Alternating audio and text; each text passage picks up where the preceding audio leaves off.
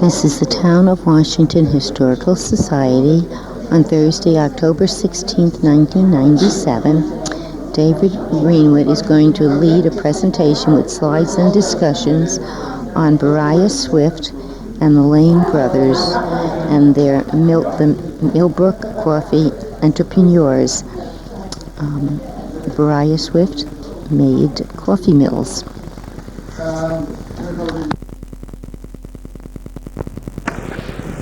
That those of you who had objects or items that you'd like to share to bring them in, I've got a few that we'll start off with in a few minutes. Before we do, though, I've done a slide presentation on Beriah Swift. The flyer that you got, or the information that was in the paper, was a little strange, and that's because I wrote it out longhand, and my Beriah ended up being a little different than Beriah. And it's not that he was an entrepreneur with coffee, but that he made coffee mills. So the newspaper then took it on and said, "Come for the coffee and the cappuccino." And so ultimate tangents. I expect there are some of you here who are all ready to pounce on these things. Wait, you got it wrong. Well, that's part of history. Inaccuracy is something that we're always plagued with. And Carmine would be the first to say, once it's in print, it's there forever to haunt you. So hundreds of years from now, there's going to be a textbook somewhere that talks about Beriah Swift and the cappuccino that first started off here in Millbrook before anywhere else. That's what happens. Because once you try stamping something like that out, bingo, it's there. Well, with it, let's start with the slides, and then at the end I have some things I'm going to give you.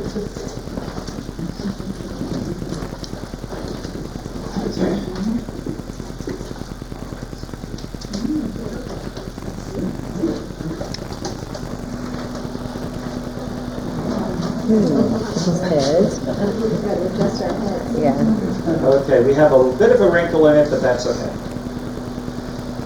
When we think of the town of Washington or Eastern Dutchess, we certainly think this time of year of the wonderful fall and autumn colors that surround us. When we think of Beriah Swift and the Lane brothers, we're talking about a local family, the Swift family, who came here as Quakers, and they settled in the region because of... You want to have everybody move, and you want to have a lane through the people? It doesn't bother me. Okay, If Kurt doesn't mind, I don't mind. But could you lower it? You lower it. Yeah, because that is distorting it. it. Distracting from where I am, I couldn't tell. Yeah, that's better. Yeah. What do you want me to move? Yeah, shift the row over. Take your head off. If you shift the row over a little bit, move the chairs at the end. Shift over. Yes, one seat to the left. Yeah, that's good. Can you all sit now? Yeah. Good. Very good, thank you. So in the process of researching Beriah Swift and the Lanes, we uncovered a number of things. This was all a springboard from the historic survey that the CAC started about 7 years ago now in researching and documenting the houses in the town of Washington and who lived where. Part of that research uncovered some interesting information, and one of them had to do with Beriah Swift and the patented coffee mill that Beriah patented in 1845. This is an article from the 1873 postcard series that was distributed in Dutchess County, and it's the Swift Mill. There's an example of it. Buy the best. The flywheel, $15. Two flywheel, $18. Letter B, geared counter coffee or spice mill. Stands nearly 2.5 feet high. Is highly finished. Colors deep vermilion and gold. We make more than 20 different styles and sizes. By 1873, the Swift or Lane brothers produced a number of coffee mills. Well, who was this Beriah Swift, and how did it start? It started because of the Quakers in the area. The Swifts had come from North Castle in Westchester, and they married into local families. Trying to find out the exact genealogy of which branch of the Swift family we're talking about has proved to be a little awkward. There are a number of Swifts, though, in the area. And if any of you have any insights on who is who, I'd appreciate your sharing them. At this point, we know that Beriah Swift, by 1808, was living here in Hart's Village and attending the Quaker Meeting House. A number of Quakers survived. In 1922, the Dutchess County Historical Society organized a tour celebrating the Quakers, and this postcard was taken at that time, and they visited, among other places, Lithgow, the Meeting House, the Flagler Estate. And a Mr. Merritt, who was elderly, a Stephen Merritt, wrote a local history at that time. It was published as part of the Dutchess County 1922 yearbook.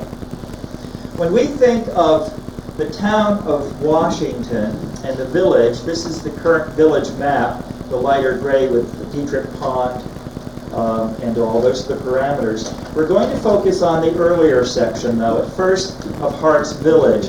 For those of you who know Route 44A and Valley Farm Road, where I lived,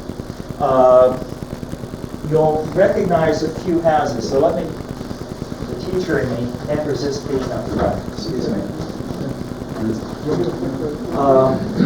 you want to press the button each time, that would really help, Scott. Thank you. This is the old turnpike, 44A, Sharon Turnpike. This is Valley Farm Road. If you went directly across Valley Farm Road, that would be our driveway, the Phil Park driveway. This is where Jim and Lee Cornell live, or the White Sisters, depending on your generation you associate. But over here, there was a much earlier building. It was known as the Astor House. Notice what happens, how wide the road is and how skinny. Well, it got that skinny because it had to go over a very narrow bridge in what is now Vera Beray's Pond. For those of you know, the Beriah House was a fulling mill at the time. And this was the bridge. So the road narrowed down. Next slide. We've been trying to come up with pictures of that house, and this is what we found out.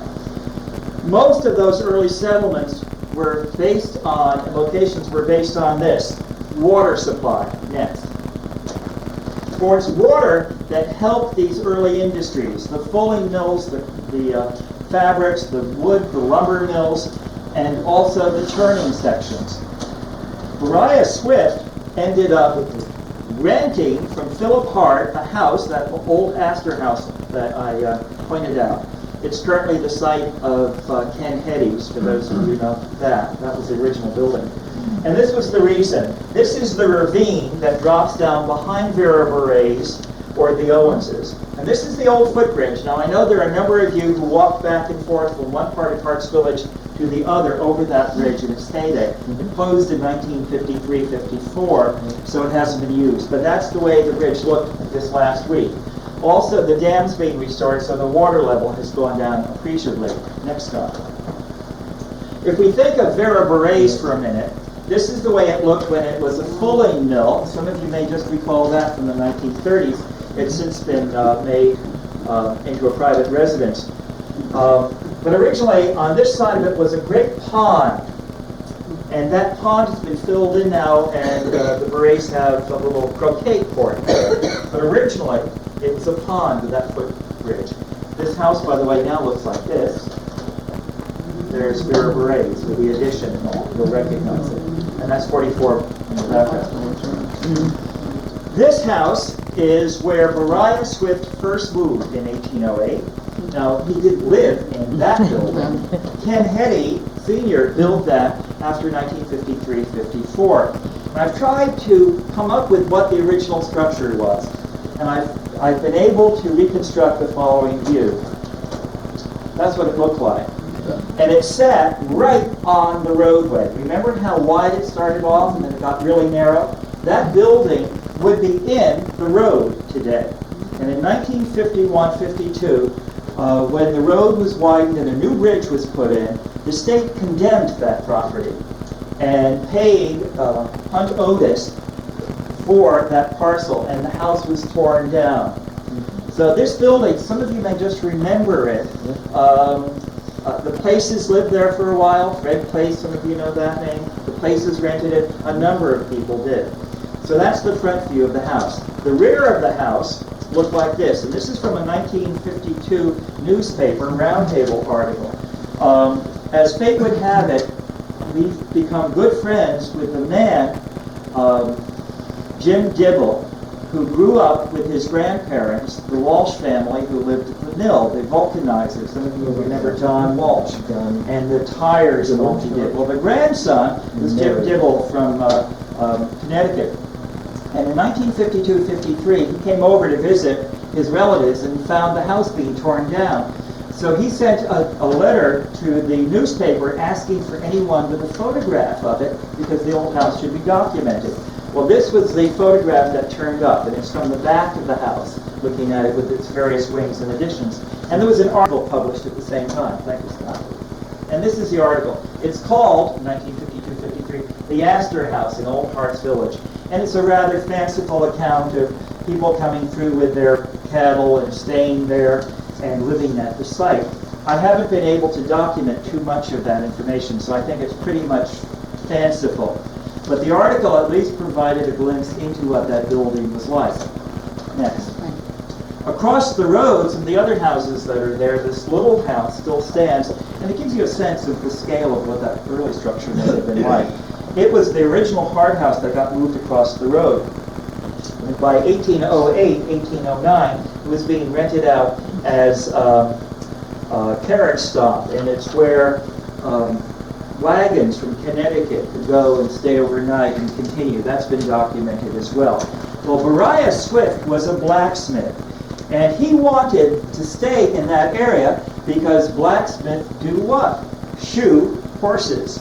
And right across the road, you had that little building where the wagons were staying. So it was convenient for him to stay as a blacksmith and shoe the horses. But he was also a tinkerer, and he invented a number of things. By 1845, he had patented a little cog gear and decided that the Hart's Village site was too small, and he went down and on the eastern flank of the Thorn property, Thorndale, he purchased a little farm and set up his factory for the manufacturing of coffee mills and other sundry assorted ones. His, we believe it was a daughter of his, married into the Lane family. And if, just to show you the name, Lane Machine Works. If you go down to this is the old Washington Four Corners area, where the monument is now. So the road originally continued straight up, and by 1866, Beriah Swift dies. By early 1860s, 62, 63, the Lanes are working and they take over it. So it went from Beriah Swift to Swift and Brothers to the Lane brothers. And the Swift brothers ended up giving up the manufacturing and went into what? What did the Swift brothers do for close to 2 generations? Anyone remember? Lumberyard. It was a lumber yard right here in the village. So they continued what their grandfather had done. The Lanes continued the machine works. So they stayed here from 1866, when Beriah died, through the 1870s, 1880s, but they had ambitions, and they were expanding their product line to be more than just the coffee mills. By 1890, they sell their property, and it's converted. Anyone remember what it's converted to? Well, show the next slide, and you will see. Bingo! It's known as the Millbrook Inn. The farm buildings were converted. The factory was converted to the old Millbrook Inn. This is a nice early view of it, by the way, about 1900. And you can see the swoop of the land. The road is much lower. These buildings were moved, relocated to create this complex from the old manufacturing, and they in turn have been moved again. Let's look at another slide of this. You know how to focus that, Scott? Excuse me, David. Yes. David. Yes. I'm lost. I don't know what road it's at. Okay. keep going back, that's back a little bit till we get it. It may be the slide wasn't close to the image. Yeah, that's good. This is Route 44 coming from the stoplight into the village proper, directly across from Thorndale and the road that goes into East Farm. You'll see it as it looks in just a minute. The original complex consisted of several houses, all of which were converted into rental units, sometimes for the season. Next, Scott. Maybe this will help. The mill complex, this is a Sanborn map from 1913. It shows you this annex. Notice this little round corner? You'll see that in just a minute. A covered way that went into the main hotel, and it extended out into all these separate rooms. What you don't see in it are the tennis courts and the additional houses. But in its heyday, it specialized in the brand new phenomena, the automobile. People could motor up in their cars, stay at the house, rent by day or by week or by the season, and enjoy the countryside. So this is the Millbrook Inn when it was actually functioning. So David, Yes. where exactly was it located? You'll see. Next slide. This again, another photograph shows the building. Now notice this one with the turret. That was the round one I said. Once it ceased to be an inn, what happened was this building was demolished. This one got lifted up and shifted. And 3 houses got built. Next slide. So this one with the turret is right there. Bingo, with the turret. And it got pushed up to the far end of the property. Originally, this was located much farther south as the Millbrook Inn. You all understand what just happened? But it had been moved already. So for those who said, well, it doesn't count now, it's been moved. It was moved after Beriah Swift and the Lane brothers finished with it. In 1890, it got relocated to look like the mill, and then it got pulled up here where Flanagan's have it now. It's a rental unit. So that's the last part of the Millbrook, what had been the Millbrook Inn. But it started off with Beriah Swift and the coffee manufacturer. Yeah, that was way down before. Yeah, next. Now what did they do? Well, that's one of the coffee mills, and I happen to have this one I brought with me because it's a little lighter. And it was a grinder with a crank handle. What Beriah Swift, the blacksmith, created was, and patented, was the gear on the inside to grind the corn, and you could adjust the thread on it so you could get a finer or coarser grain. And while it was called a coffee mill, you wouldn't believe how much could get ground with it. And you had different specializations, and we'll see that in just a second. But the clue that you need to look for is that even though the Lane brothers took over from Beriah, the patent is always prominently stamped because it's one of the earliest patented adjustable screw mechanisms for coffee grinds. And it always says patented Beriah Swift 1845 or 1853, and the ones you really want to look through are the ones that say Beriah Swift 1845 Millbrook, and they exist because those are the ones that were cast here in our village. Lane Brothers, once they took over, it may say Lane Brothers Swift Patent 1845 Millbrook, or it may say Lane Brothers Patent 1845 Poughkeepsie, because after 1890 they relocated to Poughkeepsie. And what did the Lane Brothers do? Next slide. They produced a wide variety of them. This comes from a Lane catalog that I was fortunate enough to pick up. This is the patent we just saw, B. Swift patent.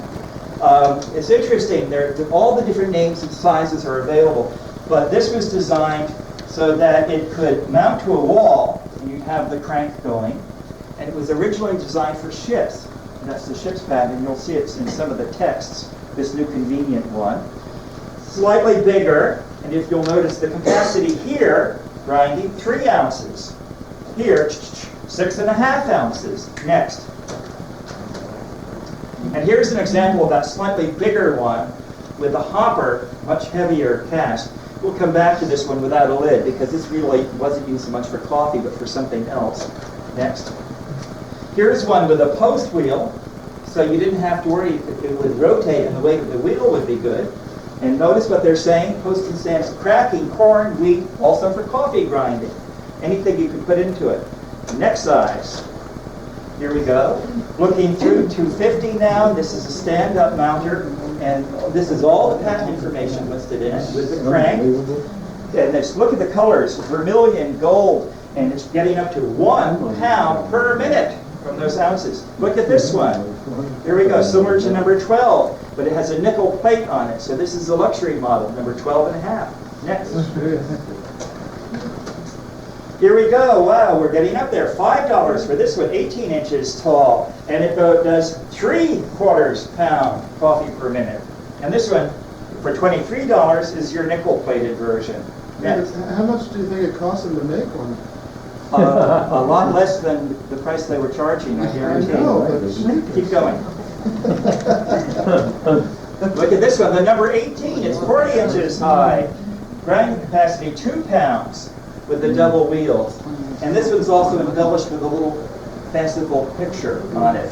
Now, some of you are old enough to remember Wickers in town when it was set up in the other stores. Almost every store in the village had a Swift grinder on their counter.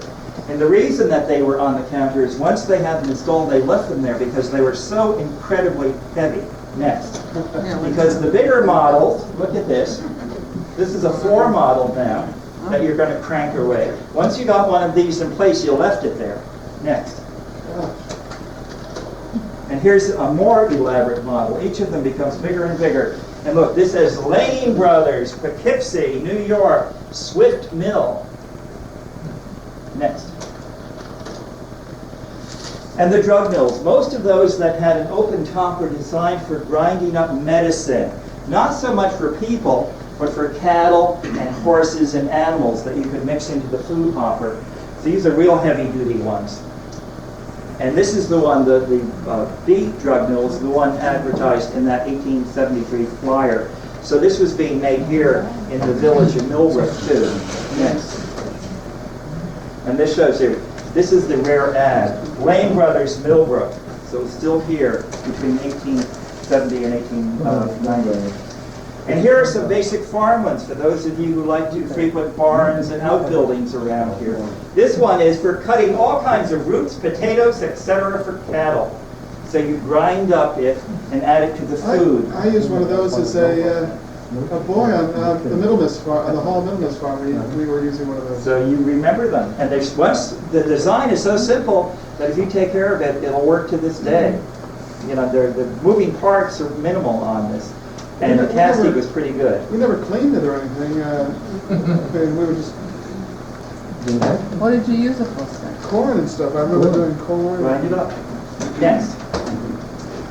Now, some other little things, tidbits. These are the secrets that as you uncover them, you need to know. This is the 1876 map of the village. You all know St. Joe's Church, same site. So we've got Franklin and Merritt Avenue, and Griffith Coal and Lumber. We're right here, by the way. Right now, we're right in this building. But across the railroad track and up is where the Swift Lumber and Swift Brothers were. This is where the Beriah Swift's sons went and set up their business when the Lanes took over the casting. And the Lanes were down at this end of the village. And can you hit? Oh, okay. Get back up if you can. Pull it up a little bit, and you'll see. Hitch it up. Thank you. The old depot and freight house on the village green. You recognize that? Look right down here. J.G. Lane. J.G. Lane was the principal for the Lane Brothers. Recognize that little house? It was part of Beriah Swift's property. Next. And it survives today. Dr. Craig Kane's house. And this is where you'll recognize this for those of you who frequent our newest doctor. This is the way it looks today after it's been cleaned up. But it's right at the end of the village green. And that's where Lane lived through 1890 when they moved to Poughkeepsie.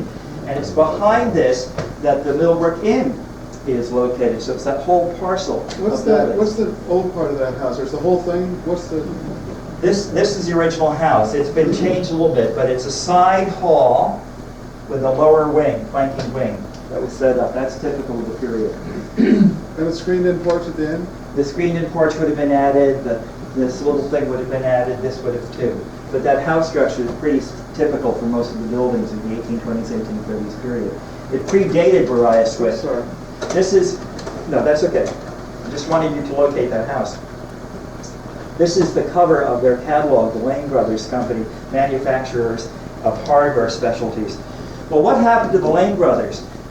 I focus now on the coffee mills because that's what tonight's topic is, and that's what Beriah Swift actually established in 1845. But I thought you'd like to see some other items that you may have in your back room or in your barn that you never thought of as being made locally, but they are indeed. Some of the items were joist and timber hangers. And some of you know Kevin DeMartine, the bottle shop. He's come across these. They're always stamped, by the way. A lot of the barns and buildings use them. It's for holding joists, so it's a real practical bit of metal work. Next. use them today. Yeah, I know. The Lane special steel door hangers with their patents on them. These are the kinds of things you use on a barn door if you're sliding them back and forth. They're heavy duty, practical. They're not necessarily attractive, but they're very functional. Next. Lane's ball bearing parlor door. Instead of the outside for the barn, now you've got them for the inside. These are the pocket units for sliding doors, separating front and back parlor. You know, you need to do that nice and smooth. And this is the patent design for it, so it rides on its track. And they're all made here in Millbrook? The coffee mill started off here. The reason the Lanes sold their property in 1890 and moved to Poughkeepsie was because they were expanding on their line. So they needed a real factory, much bigger. And they needed access with the trains too. We can talk about that later. Next. This is a fun one. They also patented and developed these little rolling ladders that were so popular in stores. You all remember that as you slid back and forth, and the clerk would have to go up to the top to get your size 6, whatever. That wagon unit was an important component and a very big seller for them. Next. But this is what Carmine was talking to. They also got into the first-class cutters, the Lane carriage. They were only made for a very short time. And Silas Rodell owned the property near Reardon Briggs here in the village. And a number of the local estate owners bought Lane carriages to support the company because of the local connection.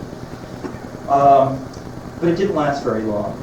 And the reason it didn't was it was fairly expensive, $2,400 a unit. And Stanley came out with a smaller one, a cheaper one. So the fact I told you Stanley cut the market tells you what kind of carriage it was. Steam. Steamer. They used steam to propel it. Next. And here's their luxury model, their 6-seater.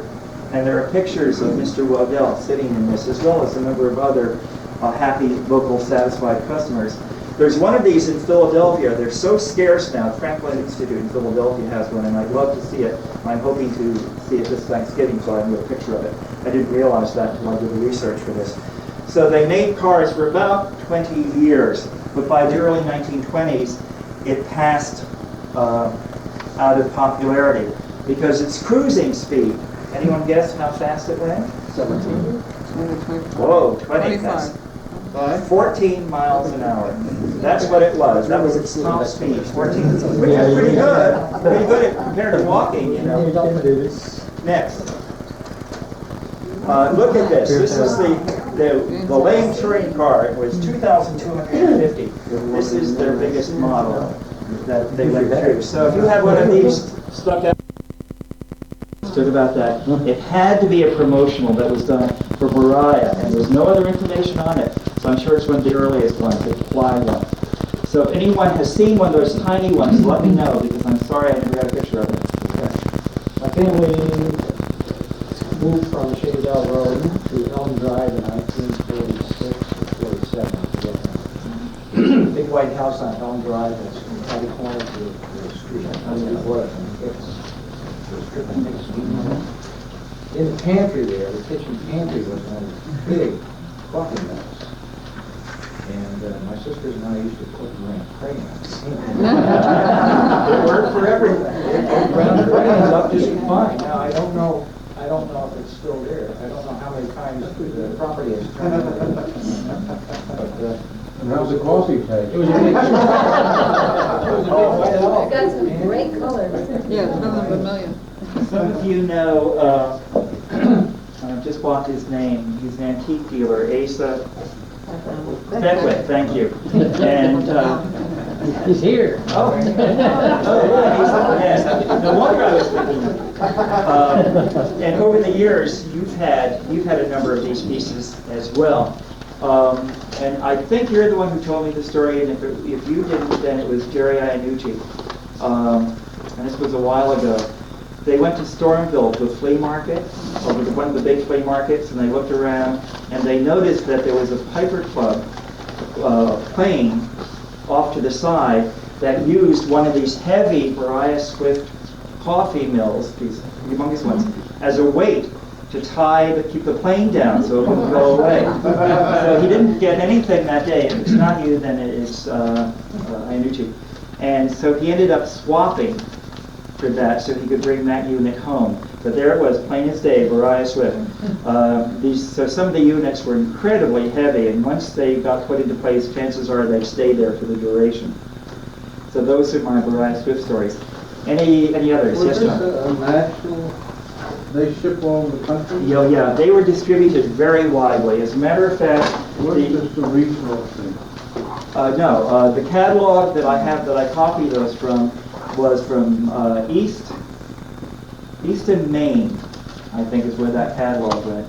Because of the railroad, it could go anywhere, and it had to do with volume, price, and quality. The most famous ones, of course, are the Philadelphia Enterprise ones, because they advertised extensively. But these mills were all over New England and beyond. They were pretty standard. Yes. That one invoice having school district number 9, is that found in the attic of the Shadewell School? It was one of the houses right next to it, yeah. Right next to it is the White House. Yeah. They were in the attic. I have a whole stack of them that were nearly thrown out. Yes. Yeah, I work on Valley Farm Road where my brother Jack lived. That used to be Isaac Swift. I think there was 3 Swifts, if I'm not mistaken. One McGonagall's, then were my brother Jack, and also Alfred White's. There were 3 types of Swifts. My father worked for Paul Hick for 18 years in the lumberyard in Cole. A lot of Swifts. I need to straighten out that genealogy to find out. And a lot of them had the same initials. So that made it a little confusing. Any other questions or things I can comment on or you'd like to share? Yes. At the Dutchess County Fair, there's a museum, and in the museum, I think there is 8 different lane mills on display during the fair. So if anybody'd like to look to see that. It seems to me, I had the date, but the Lane Brothers, let me get it, because you might recognize the other name. The Lane Brothers sold out their factory.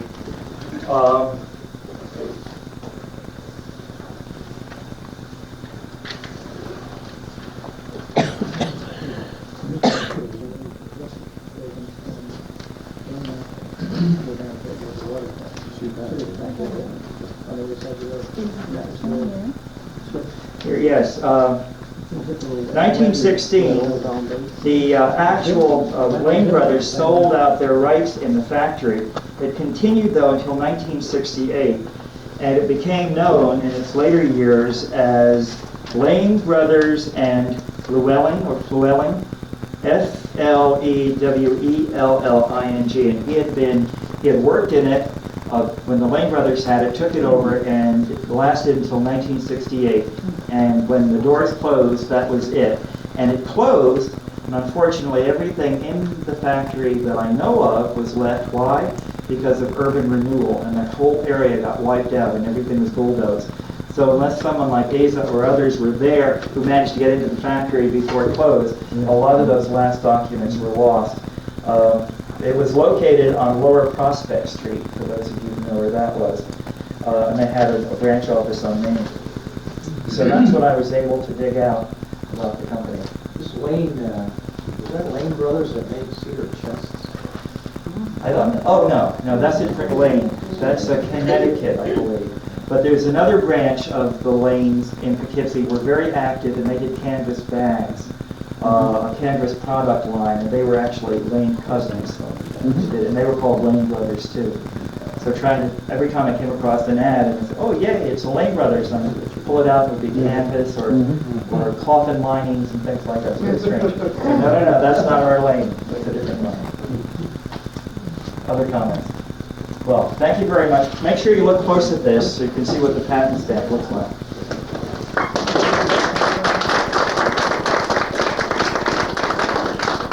David, thank you again. A wonderful program.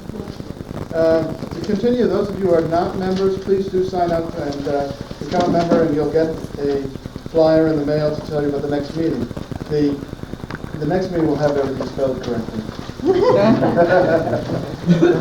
if there are any more questions about anything, time's up. So memberships comes the Allison and Harold. If you're not a member, join me. And if anybody wanted to sign up for the book club and didn't, here's the sign up sheet. Yeah, there's a document here.